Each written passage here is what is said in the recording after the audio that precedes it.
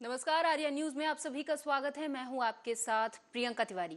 UP के CM Yogi Adityanath ने पूर्व प्रधानमंत्री पंडित नेहरू पर तुष्टीकरण की राजनीति का आरोप लगाया और कहा कि देश अभी उससे उबर रहा है। उन्होंने कहा कि स्वतंत्र भारत में पहली सरकार में मंत्री के रूप में नेहरू सरकार ने तुष्टीकरण की नीति पर चलकर जिन त्रासदियों से देश को उबरने का प्रयास दिया था, तब उन्हीं संकटों को जबरन देश पर लादने का प्रयास किया गया है। तो वहीं श्यामा प्रसाद मुखर्जी ने खुद को कैबिनेट से अलग कर भारतीय जनसंघ की स्थापना की। उन्होंने कहा कि उसके प्रथम अध्यक्ष के रूप में उन्होंने अपनी सेवाएं दी। सरकार से उनके मतभेद कई बार देखे गए। डॉक्टर श्यामा प्रसाद मुखर्जी के द्वारा देश के लिए किए गए उनके योगदान को उन्होंने कहा कि कभी कोई भूल नहीं सकता। जब स्वतंत्र भारत में पहली सरकार में मंत्री के रूप में नेहरू सरकार ने तुष्टीकरण की नीति पर चल करके जिन त्रासदियों से देश आजादी के बाद उभरने का प्रयास कर रहा था, उन्हीं संकटों को जबरन देश पर लादने का प्रयास किया, तो उन्होंने कैबिनेट से अपने आप को अलग करके भारतीय जनसंघ की स्थापना और उसके प्रथम अध्यक्ष के रूप में अपनी सेवाएं देनी प्रारंभ की।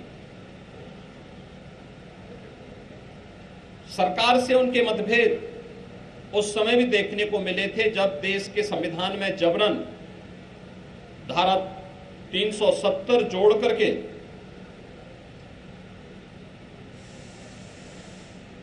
तत्कालीन नेहरू सरकार ने देश की संप्रभुता और सुरक्षा के साथ एक खिलवाड़ करने का प्रयास किया था। उसका जमकर विरोध डॉक्टर श्यामा प्रसाद मुखर्जी जी के नेतृत्व में भारतीय जनसंघ ने किया था और उसी समय उन्होंने नारा दिया था कि एक देश में दो प्रधान, दो विधान और दो निशान नहीं चलेंगे। डॉक्टर श्यामा प्रसाद मुखर्जी जी के भारत की एकात्मता और अखंडता के लिए किए गए बलिदान का देश सदैव स्मरण करेगा।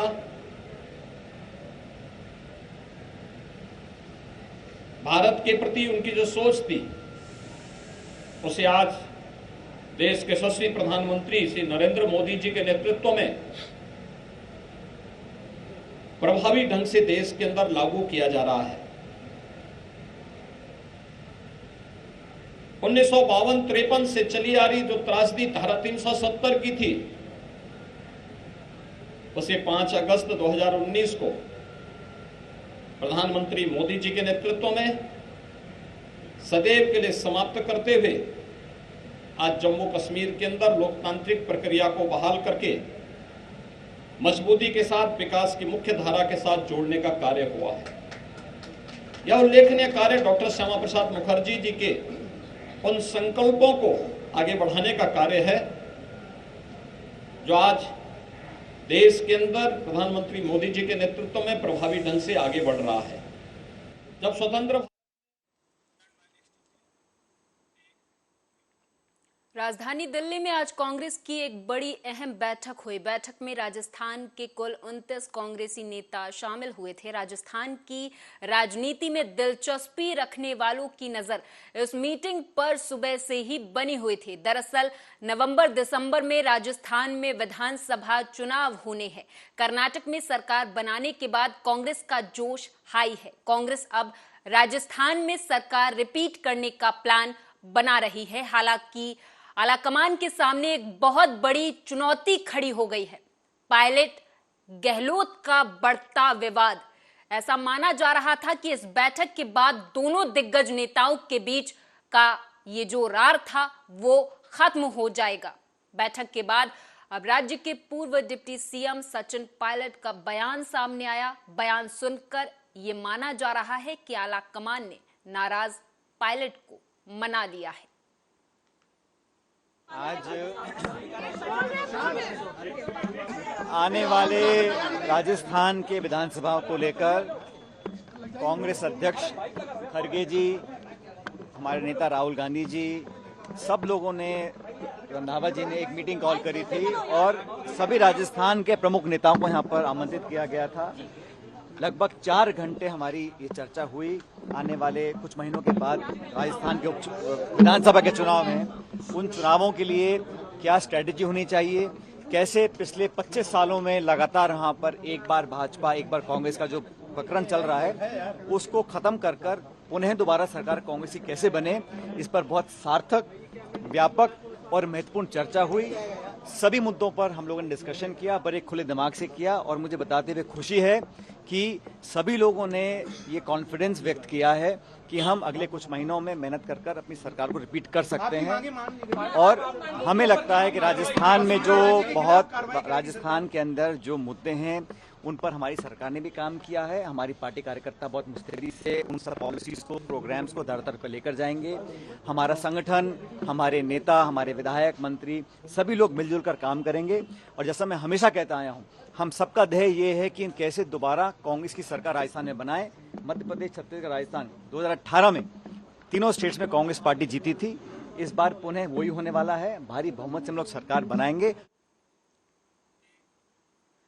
पटियाला में शिवसेना हिंदुस्तान के द्वारा प्रेस वार्ता की गई। इस दौरान नगर निगम चुनाव को लेकर नई रणनीति और कई बातों को लेकर चर्चा की गई, जिसके तहत शिवसेना हिंदुस्तान के प्रमुख पवन गुप्ता ने जानकारी देते हुए बताया कि चुनाव को लेकर हमने रणनीति बनाई है, उसी पर चर्चा की गई है। तो वहीं दूसरी तरफ अकाली बीजेपी के गठजोड़ की बातें सामने आ रही हैं, उसे लेकर भी शिवसेना हिंदुस्तान ने रणनीति बनाई है।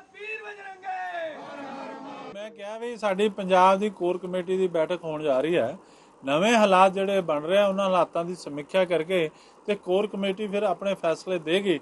उस फैसले के अनुसार, उस फैसले की रोशनी च शिवसेना हिंदुस्तान अपनी रणनीति तैयार करेगी। शिवसेना हिंदुस्तान शक्ति सेना एक राजनीतिक दल है। एक राजनीतिक दल होने के नाते जिथे भी राजनीतिक चोणां होणगीਆਂ, पंजाब होवे या पंजाब तो बाहर, जिथे भी साडा अधिकार खेतर होएगा, जिथे साडा प्रभाव खेतर होएगा, असीं चोणां लड़ांगे। पंजाब की विशेष करके जिहड़े महानगर निगम दी चोणां ने, चाहे बठिंडा है, चाहे अमृतसर है, चाहे जलंधर है, चाहे पटियाला है, या कुछ होर भी महानगर निगम बनाने की कोशिश की जा रही है कि असी अपनी ताकत के अनुसार, और जो कोई गठबंधन होएगा तो उसकी रणनीति के अनुसार चोण लड़ांगे। गठबंधन के मामले से शिवसेना हिंदुस्तान पंजाब प्रदेश। मुरादाबाद में सरकारी जमीनों पर कहीं नदियों पर भूमाफिया तो कहीं एक्सपोर्टर्स का कब्जा नजर आ रहा है। ऐसा ही मामला मुरादाबाद की मजहूला थाना क्षेत्र से सामने आया, जहां जाने वाली गांगन नदी पर एक्सपोर्टर के द्वारा 1 एकड़ से ज्यादा भूमि पर अवैध निर्माण जारी है। डिजाइन को एक्सपोर्ट कंपनी के मालिक के द्वारा गंगा नदी की जमीन पर अवैध तरीके से कब्जा किया जा रहा है।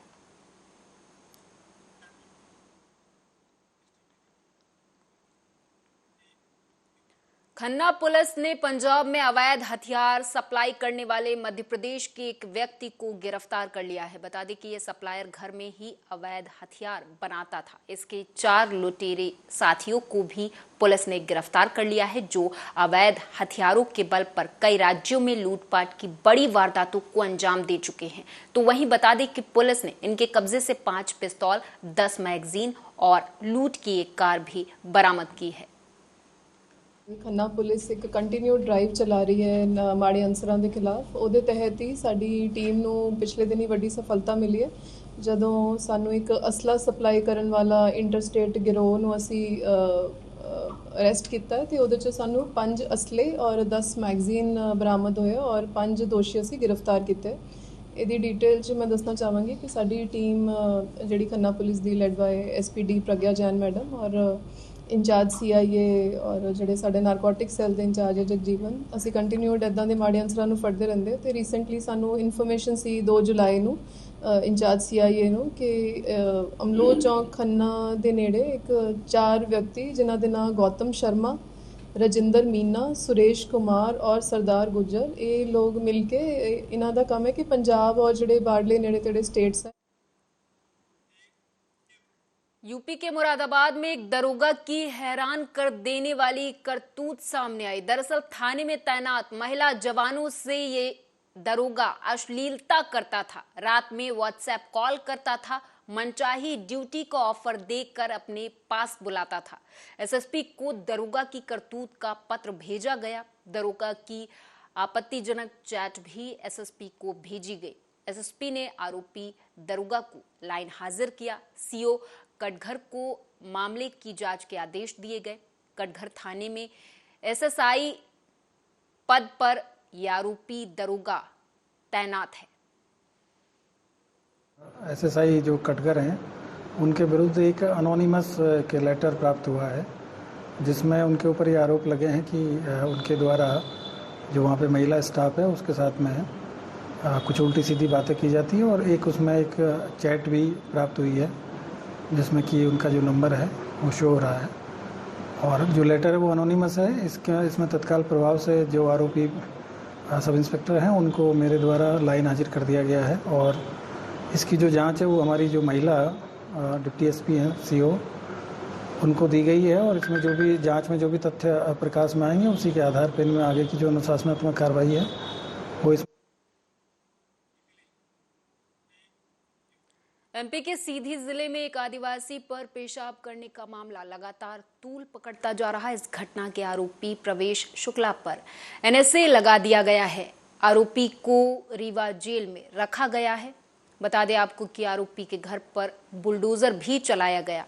इस मामले की सिर्फ प्रदेश में ही नहीं बल्कि पूरे देश में चर्चाएं हो रही। विपक्ष भी इस सरकार पर लगातार हमलावर हो रही। नेता प्रतिपक्ष गोविंद सिंह ने सीएम शिवराज को पत्र लिखा। उन्होंने प्रदेश बीजेपी अध्यक्ष वीडी शर्मा पर प्रवेश शुक्ला को बचाने का आरोप लगाया। तो वहीं पूर्व मंत्री जीतू पटवारी ने कहा कि इस घटना ने मध्य प्रदेश की छवि पूरी दुनिया में खराब कर दी है। सीधी मामले में बीजेपी पार्टी पूरी तरह से दोषी है। आप भी सुने। अब सवाल ये है कि सारी घटनाक्रम प्रदेश ने देख लिया है, धन्यवाद आपको, पर वो पीड़ित जिसके चेहरे पे पेशाब किया गया वो 2 दिन से कहाँ है? उसके घर ताला क्यों लगा है? कहाँ छुपा रखा है उसको? पुलिस के जरिए क्यों अपहरण किया है उसका? अपराधी पकड़ा गया, घर तोड़ दिया, उस पर कार्रवाई हो रही है, फरियादी नहीं मिल रहा है। फरियादी ना मीडिया में आया ना घर पे है, कहाँ है किसी को पता नहीं। तो ये सरकार क्या चाहती है? मतलब मध्य प्रदेश को भ्रमित करना चाहती है। वो एक शपथ पत्र दे रहा है, उस पे आप कहेंगे वो कह रहा है कि नहीं हमारे साथ ऐसी घटना ही नहीं हुई। ये बात है, फिर कार्रवाई क्यों हुई? मतलब इस सरकार के कंफ्यूजन को देखो कि उसका पिता, अपराधी का पिता कहता है कि वो बीजेपी का कार्यकर्ता था और मेरे बेटे को बीजेपी के लोगों ने फंसा दिया, और इधर जो फरियादी है वो फरियादी कहाँ है किसी को पता नहीं, और वो भी शपथ पत्र देता है कि मेरे सामने ऐसी घटना ही नहीं हुई। मतलब इसका कि पूरे प्रदेश को ये सरकार भ्रमित करना चाहती है। यही तो बात मैं कह रहा हूं कि शिवराज जी और भ्रम एक दूसरे के पर्याय है। रोज झूठ बोलते हैं, कहीं से कहीं कोई सी बात कैसे अलग अलग तरीके से कहते हैं। तो मैं मानता हूं फिर कांग्रेस पार्टी मांग करती है जो फरियादी है उसको सामने लाओ, वो कहां है? अपराधी का पिता क्या कह रहा है और भारतीय जनता पार्टी का विधायक क्या कह रहा है और शिवराज जी और उनकी पार्टी क्या कह रही है, वो अपनी जगह है। ये कॉन्ट्रोडिक्शन क्यों? ये अलग अलग बातें क्यों? ये भ्रम क्यों? इसकी वीडी शर्मा ने जब जांच दल गठित किया, इसका मतलब है क्या शिवराज सरकार पे उसको भरोसा नहीं है? ये सब बातें पब्लिक डोमेन में है, और जैसा ये सब बातें हम राज्यपाल जी के पास 10 तारीख को सारे विधायक लेके जाएंगे, कमलनाथ जी के और गोविंद सिंह जी के नेतृत्व। गूगल में सर्च करो कि आदिवासियों को सबसे ज्यादा अत्याचार और उनके कानून व्यवस्था में अपराध का पंजीबद्ध है, तो वो मध्य प्रदेश का नाम आता है। याद होगा आपको नेमावर की वो घटना जिसमें 5 लोगों को जब शिवराज जी रोज भाषण दे रहे थे कि जमीन में 5 हाथ 10 हाथ गहरा गाड़ दूंगा मैं अपराधियों को, तब बीजेपी के ही नेता ने उनको 5 हाथ आदिवासियों को गहरा गड्ढे में गाड़ दिया और 1 साल तक पुलिस मौन रही। ये इस सरकार का चरित्र है। एक सिवनी का मॉब लिंचिंग, बीजेपी के कार्यकर्ताओं ने सामूहिक रूप से एक आदिवासी की मार मार के हत्या कर दी। सर्वविदित है, छुपानी है। सर्वविदित है मंदसौर में एक आदिवासी को घसीट घसीट के मारा गया। सर्वविदित है कि प्रदेश में ऐसी कई घटनाएं हुई जिसमें मध्य प्रदेश की सरकार का ये चेहरा उजला करने की कोशिश भले ही करती रहे, पर वस्तुस्थिति क्या है, असलियत क्या है। लटेरी एक वन विभाग के आदिवासी कर्मचारी की किस तरीके से हत्या की विदिशा में, सर्वविदित है। सर्वविदित है इस बात को कि मध्य प्रदेश में आदिवासियों के 2021 में 2627 मामले दर्ज हुए, जिसमें उन पर अत्याचार, अपराध, उनकी हत्याएं, उनके साथ मारपीट, इस तरह की भावना बनी।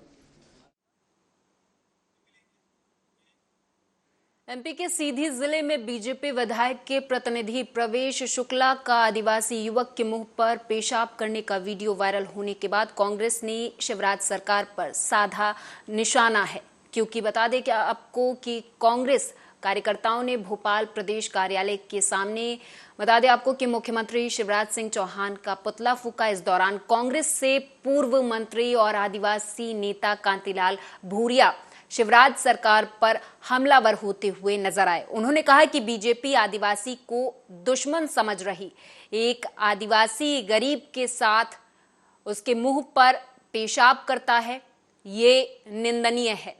उन्होंने कहा कि उसे किसी भी हालत में माफ नहीं किया जा सकता है।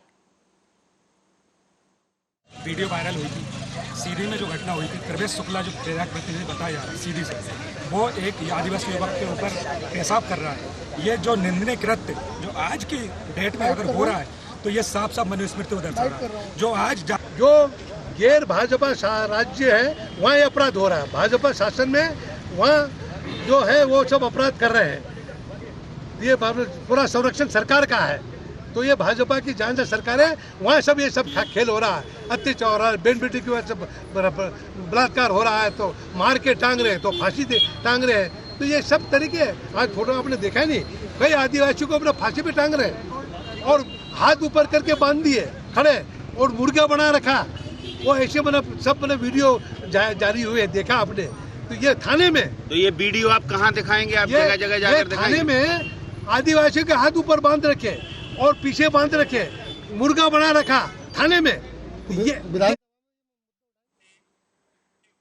मध्य प्रदेश के मुख्यमंत्री शिवराज सिंह चौहान गुरुवार को भोपाल में सीधी पेशाब कांड के पीड़ित आदिवासी दशरथ रावत से मुलाकात करने पहुंचे। इस दौरान सीएम शिवराज सिंह चौहान ने उसके पैर धोकर उसकी पूजा की। मुख्यमंत्री शिवराज सिंह चौहान की मुलाकात का ये वीडियो सोशल मीडिया पर काफी तेजी से वायरल हुआ। मध्य प्रदेश के सीधी जिले में प्रवेश शुक्ला नाम के एक व्यक्ति ने, बता दें आपको कि आदिवासी समुदाय से जुड़े दशरथ रावत पर पेशाब कर दी थी। इस मामले का वीडियो सोशल मीडिया पर वायरल हुआ। इसके बाद एमपी के सीएम शिवराज सिंह चौहान ने पुलिस को रासुका के तहत मामला दर्ज करने के निर्देश दिए थे। मुख्यमंत्री शिवराज सिंह चौहान के निर्देश पर मध्य प्रदेश पुलिस ने रासुका समेत भारतीय दंड संहिता के विभिन्न धाराओं के तहत मुकदमा दर्ज कर प्रवेश शुक्ला को गिरफ्तार कर लिया था। गाँव में अभी 8वीं तक तो गाँव में पढ़ेंगे, फिर कहाँ पढ़ेंगे? कुबेरी में। मेरे लिए दरिद्र ही नारायण हैं और जनता ही भगवान है। जनता की सेवा हमारे लिए भगवान की पूजा है और हम ये मानते हैं कि हर इंसान में ही भगवान निवास करता है। भाई दशमत के साथ अन्याय हुआ, मेरा मन दर्द, पीड़ा और व्यथा से भर गया। इसलिए मैंने दशमत को यहां बुलाया और मन चूंकि गहरी वेदना से भरा हुआ था, मन में बहुत तकलीफ थी कि एक बहुत अमानवीय घटना हमारे भाई के साथ घटी। मैं व्यथित था और मैं अंतरात्मा से मानता हूं कि गरीबी हमारे लिए। सुप्रिया सुले ने अजित पवार पर जमकर हमला बोला। उन्होंने कहा कि वो अपने पापा के बारे में कुछ नहीं सुन सकती। उन्होंने कहा कि ये वही बीजेपी है जो एनसीपी को नेचुरली करप्टेड पार्टी कहती थी। वहीं इस दौरान बीजेपी पर हमला बोलते हुए सुप्रिया सुले ने कहा कि बीजेपी सबसे भ्रष्ट पार्टी है। काहीच झालंय असं टीव्ही वाले म्हणतात। मी कधी आरोप करत नाही आणि मी कधी करणारही नाही। माझ्या वाचनात आणि ऐकण्यात आता आलं की काही लोकांचं म्हणणं आहे की काही लोकांचं वय झालंय, त्याच्यामुळे त्यांनी फक्त आशीर्वाद द्यावे। का बरं आशीर्वाद द्यावे? रतन टाटा साहेबांपेक्षा 3 वर्षांनी मोठे आहेत। आजही टाटा ग्रुप पोटतिडकीनी लढतात आणि सगळ्यात मोठा कुठला ग्रुप आहे आज देशात? टाटा ग्रुप आहे। रतन टाटांचं वय काय? 86। त्याच्यानंतर सिरम इन्स्टिट्यूट घेतलं का नाही इंजेक्शन? सायरस पुनावालाचं वय काय? 84। साहेबांचे आणि पाटील काकांचे वयाचे आहेत, एका वर्गात होते सगळे। किती? 84। त्याच्यानंतर अमिताभ बच्चन किती वय? 82। आज कुठली जाहिरात लागताना सगळ्यात पॉप्युलर नाम कोण आहे? अमिताभ बच्चन। वय किती? 82। त्याच्यानंतर इंग्रजीवाल्यांना माहिती आहे वॉरेन बफेट। अरे सबसे देखो तो फारूक अब्दुल्ला साहेबांपेक्षा 3 वर्षांनी मोठे आहेत। मला विचारलं अरे क्या हो रहा है एनसीपी में? मतलब अंकल ऐसे ऐसे हो रहा है। अरे लड़ ले, मैं तो शरद से 3 साल बड़ा हूं, मैं लड़ रहा हूं शरद को बोल मेरे तरह तू भी लड़ ले।